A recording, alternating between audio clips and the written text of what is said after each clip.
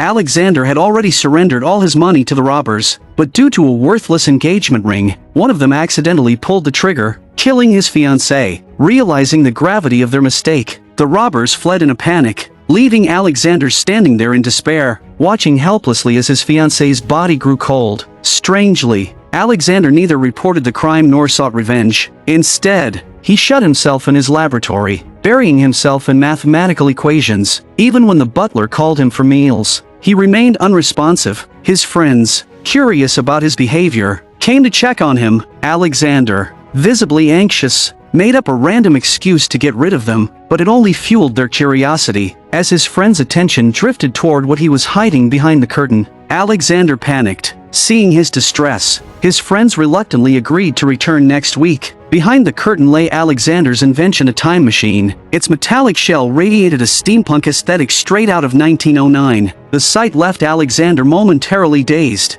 making him question whether he was dreaming, but the thought of traveling back in time to save his fiancée was enough to snap him out of his trance. Without hesitation, he pushed the activation lever. However, things were far more complicated than he had imagined. As the machine reached full power, bright beams of light shot out from its front and rear wheels. Alexander hesitated for a moment before slowly placing his hand on the control lever. Instantly, time began to rewind rapidly. In the blink of an eye, he was back on the night of their fateful date. Knowing that his past self still existed in this timeline, Alexander decided to avoid unnecessary trouble by escorting his fiancée, Emma, to a bustling city street, safely away from the robbers. Believing he had changed fate, he left briefly to buy flowers only to return and find Emma dead, crushed by an out-of-control carriage. No matter what Alexander did, Emma kept dying in different ways that night. Perplexed and desperate to find a way to change the past, he resolved to travel far into the future in search of answers. As the time machine activated once more, the world around him changed at an unimaginable speed. Day and night alternated so fast they became imperceptible, while the plants in his lab rapidly grew and withered,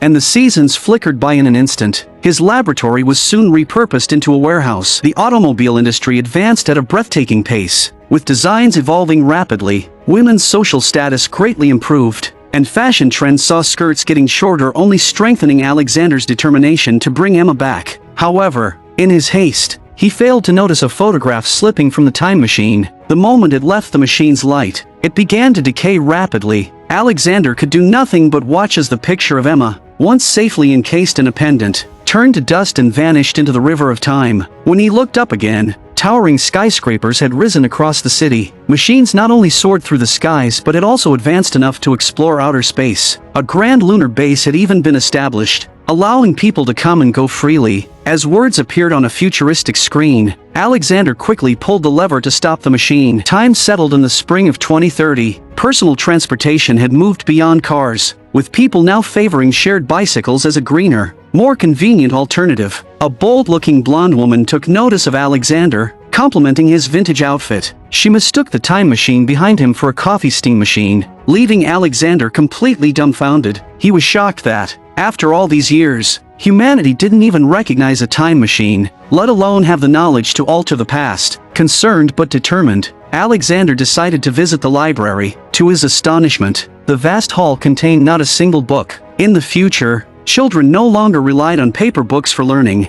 Everything had transitioned to faster, digital formats. AI technology had also taken a massive leap forward. The library had no human staff, only an AI administrator. A metallic sphere in the main hall stored all of the AI's knowledge. Alexander, both intrigued and stunned, inspected the glass interface before him until the AI grew impatient. The administrator explained that it was a third-generation nuclear-powered knowledge database, containing all of humanity's recorded knowledge. It was exactly what Alexander had been looking for. Yet, after scouring multiple scientific disciplines, he found no theoretical knowledge of time travel. According to the AI, altering the past was impossible because humans could never truly return to the past in the first place. With that, the administrator turned away, unwilling to entertain further questions. Frustrated, Alexander persisted. Eventually, the AI retrieved 4-century-old papers on the concept of time, one of which was Alexander's own research on the time machine. Unfortunately, the study was deemed too unrealistic, so later generations never pursued it. Instead, it had been adapted into a science fiction movie. The author of that film? The very friend who had visited Alexander before. Beyond that, No other valuable information existed. Finding no answers, Alexander decided to leave. Setting his sights on an even more distant future, the AI administrator feigned a polite farewell, only to sneer in disdain once Alexander was out of sight, never wanting to see the madman again. Little did they know, their paths would cross again soon, and Alexander had no idea that the rulers of Earth were about to change. Suddenly, the time machine jolted violently. Thinking it had malfunctioned, Alexander stopped it immediately. The year was now 2037. The once bustling streets had turned into ruins. Alexander, puzzled, stepped out to investigate, only to be swiftly pulled away by a rescue squad. Looking up, he saw the moon's surface covered in deep cracks. As it turned out, humanity's attempt to colonize the moon had ended in catastrophe. A miscalculated explosion had knocked the moon off its orbit, leading to its eventual disintegration. This wreaked havoc on Earth's ecosystem, causing an irreversible disaster. Refusing to stay and perish, Alexander took advantage of the chaos caused by volcanic eruptions and dashed back to the time machine. Despite his quick reaction,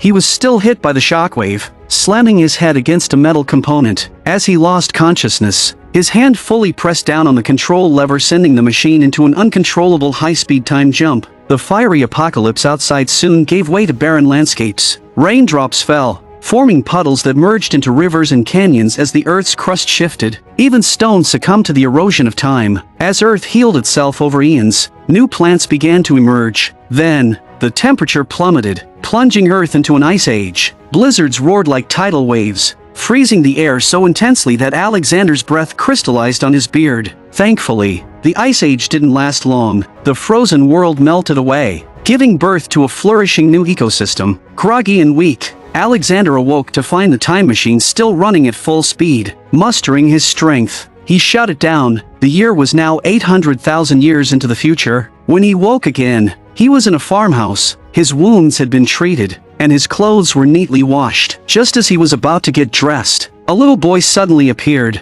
Strangely, though both had Western features, they couldn't understand each other's language. The boy, startled, bolted out of the room. Alexander chased after him, only to be stunned the moment he stepped outside. Below the farmhouse lay a deep canyon, lined with cocoon-like dwellings clinging to the cliffs. It was nothing like what he had expected from a future civilization. As he reached the boy, a group of villagers surrounded him. He tried to explain, but the language barrier remained. Fortunately, the woman who had saved him was a village teacher named Mara, who had studied ancient writings. She could somewhat understand him. When she learned Alexander had come from the past in a time machine, she was shocked but not entirely disbelieving. After all, past human civilizations had been far more advanced than their current one. To avoid alarming the others, Mara told them Alexander was merely a fool with a head injury. The villagers burst into laughter, unwittingly granting him temporary acceptance. Suddenly, the sound of a horn echoed through the air. At once, the villagers' laughter faded. They hurried back to their homes, using ropes to pull their boats out of the water. Alexander was utterly confused. At first, he thought they were afraid of theft, but Mara explained that people in this era had no concept of stealing, nor did they even think of guarding against others. It was a testament to how pure the human heart had once been. Above them,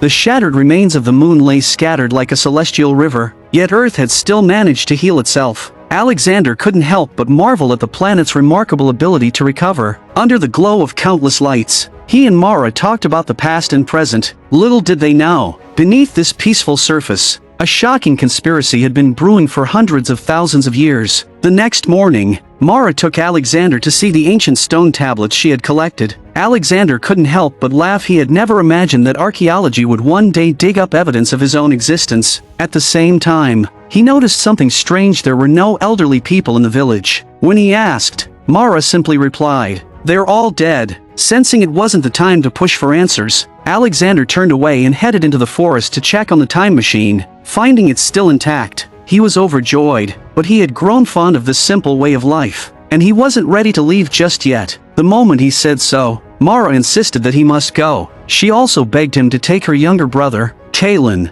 with him. Alexander was completely baffled. Before he could ask why, a chilling roar erupted from the distance. Mara's face went pale. Without hesitation, she sprinted back toward the village. Alexander hurried after her, only to find the village in complete chaos. People were screaming and fleeing into the depths of the forest. Chasing after them were monstrous humanoid creatures. Fear surged through Alexander as he scrambled to follow the fleeing crowd only to stumble straight into an ambush. The creatures fired needle-like projectiles at the villagers. Some were unable to dodge in time and were struck. Mara, in her desperate search for Kaelin, was also hit. Alexander rushed to her side. The needle tips were coated in a thick, black liquid with a pungent smell, but it didn't seem to be poison. Just as he was trying to figure out their purpose, several massive creatures emerged from the shadows. They sniffed the air, then charged straight toward the marked individuals. Those who hadn't been struck were ignored entirely. The captured villagers were swiftly dragged underground. Mara was among them. To Alexander's horror, the rest of the villagers barely reacted. Even Kaelin remained indifferent, showing no intention of helping his sister. When Alexander demanded an explanation,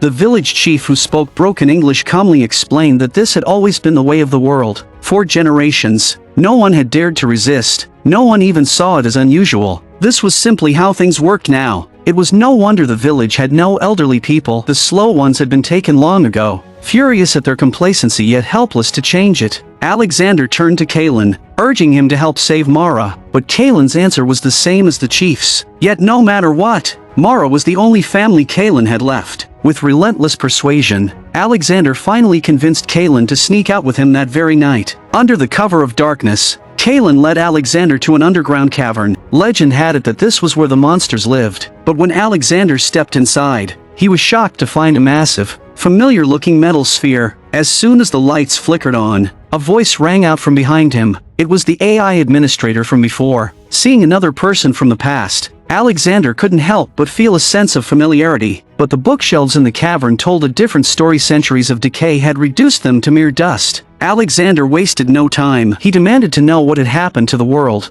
The administrator, having spent countless years underground, didn't have all the answers. He only knew that humanity had split into two separate species, one living above ground, the other below. As for how the underground dwellers survived, even the AI was unsure. Alexander refused to believe it. How could humans have diverged into entirely different species?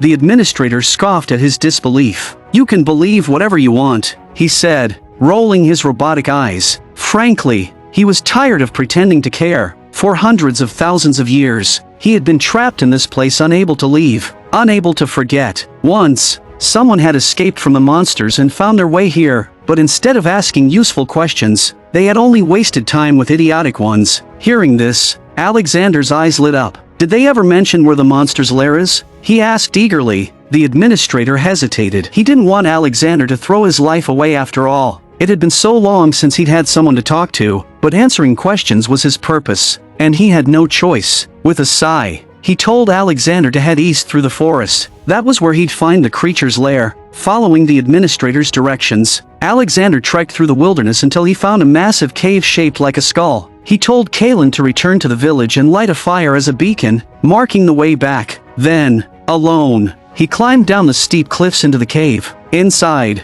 he discovered something shocking. The creature's technology far surpassed that of the humans above ground. Despite lacking a written language, they understood complex mechanical engineering, while the surface dwellers still used wooden structures. These creatures had mastered iron forging. Their entire society was built on an advanced production system eerily reminiscent of an ancient human assembly line. But Alexander had no time to dwell on it. Weaving through the shadows, he stumbled upon a pile of human clothing. Among them was Mara's bracelet. Near the clothes, blood-stained hooks and knives gleamed under the dim light. A sickening realization hit him. Panicked, he took a step back only to trigger a hidden mechanism. The ground beneath him gave way. He plunged into a pool of blood, floating around him countless human bones. Alexander desperately swam toward the shore, trying to escape, but before he could get away, patrolling creatures spotted him and threw him into a dungeon. Fortunately, Mara was imprisoned there as well. Alexander approached her, attempting to speak, but her gaze was empty, fixed on something ahead. Following her line of sight, he saw a man sitting in the distance, his entire body a sickly, pale white. Noticing Alexander's confusion, the man spoke. "I didn't always look like this." As it turned out, after the moon's destruction, Earth had become uninhabitable for most life. Some humans had managed to survive on the surface. Others, like him, had escaped underground. For centuries, they had hoped to return to the surface only to find that they could no longer adapt to it. To ensure their survival, they divided underground society into rigid classes. The lower-class people were trained into the creatures that roamed outside. Hunting for food and working in manufacturing, the upper-class leaders focused on developing their minds, using their abilities to control not just the monsters but also the humans on the surface. No wonder the villagers never resisted. No wonder they thought everything was normal. Their entire society had become a self-contained food chain. Alexander found the idea of humans eating other humans horrifying. The leader, however, was indifferent. He scoffed at Alexander's naive perspective. The laws of nature are absolute. Even if I did nothing, the underground humans would have eventually evolved into what they are now, feeding on those above. Without someone to regulate them, humanity would have been consumed long ago. It sounded like a grand justification, but Alexander wasn't buying it. At the end of the day, the leader was simply exploiting the surface dwellers, using them to feed his enforcers and maintain his rule over the world. It was then that Alexander realized something chilling. The leader's mind had evolved to the point where he could read thoughts. He already knew why Alexander had come to the future, to find a way to change the past, and he just so happened to know the answer. Before Alexander realized it, his surroundings shifted. A desk appeared behind him. He was back in his old laboratory, wearing a brand new suit. The time machine hadn't been built yet, it was still just a theory. A short distance away, Emma sat playing with two children. The boy suddenly called out, "Daddy!" Alexander froze. Emma was alive. If she had never died, there was no reason for him to invent the time machine. Overwhelmed, he hurriedly stuffed his blueprints into a drawer and stepped toward his family, his heart filled with hope. But as he walked forward, the leader's voice rang out once more. "You built the time machine because of Emma's death. If she never died, the time machine would never exist. So how could you have used it to go back and save her? You can't escape the consequences of tragedy, just as I couldn't." In the end, they were the same. If the leader and his people had never fled underground, they might not have turned into the inhuman creatures they were now. But regret changed nothing. What was done was done. Alexander stood in thought for a long moment, then turned and walked toward the time machine. There was no despair in his eyes, only a renewed sense of determination. Before leaving, he demanded the return of his pocket watch, stolen by the creatures. The leader hesitated. For years, he had kept it as a relic of the past, but now, he saw no reason to hold onto it. Dwelling on the past only deepened his suffering. If the past couldn't be changed, then Alexander would change the future. If he killed the leader now, he could prevent future generations of humans from becoming mere livestock. But no matter how hard he fought, he was no match for this ancient being. As the battle raged, Alexander's eyes fell on a nearby steam valve. Seizing his chance, he released a blast of scalding steam directly into the leader's eyes. But as he shoved the leader away, he accidentally grabbed the time machine's control lever. The machine's time flow slowed drastically. Instead of killing the leader, Alexander found himself suffocating. Desperate, he used all his strength to push the lever forward. Time accelerated to its highest possible speed. Outside the machine's protective field, the leader's body began to decay, rapidly aging before Alexander's eyes. Even a creature with an unnaturally long lifespan couldn't withstand the passage of billions of years. When it was over, nothing remained but a pair of skeletal hands still clutching Alexander's throat. Gasping for breath, he finally looked up, only to see a golden rift in the sky. Alarmed, he stopped the time machine. The year was now 700 million years in the future. The Earth was unrecognizable. The sky was thick with clouds, blocking out the sun. The surface was covered in nests belonging to the underground creatures. The human race had long since been wiped out. Despite their prolonged existence, the underground dwellers had made no advancements in technology. This was not evolution. This was a wasteland, a vision of hell. Alexander stared at his pocket watch, his mind racing. A bold idea began to take shape.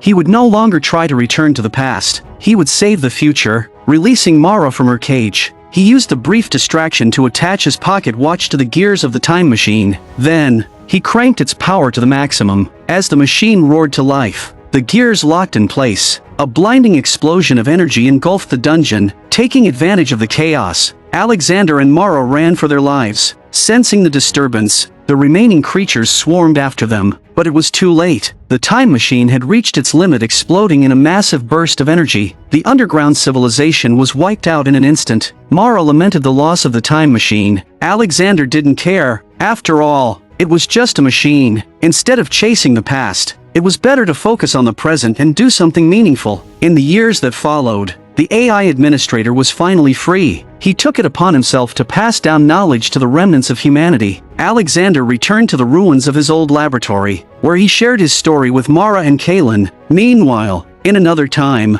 his former housekeeper sat in sorrow, wondering what had become of her master. She feared that Alexander had met a terrible fate. His friend, however, suspected the opposite. He believed Alexander had finally found a place where he could be happy. Before leaving, the friend took one last look at Alexander's laboratory. I'm a movie enthusiast. Please subscribe to my channel, and I'll see you next time.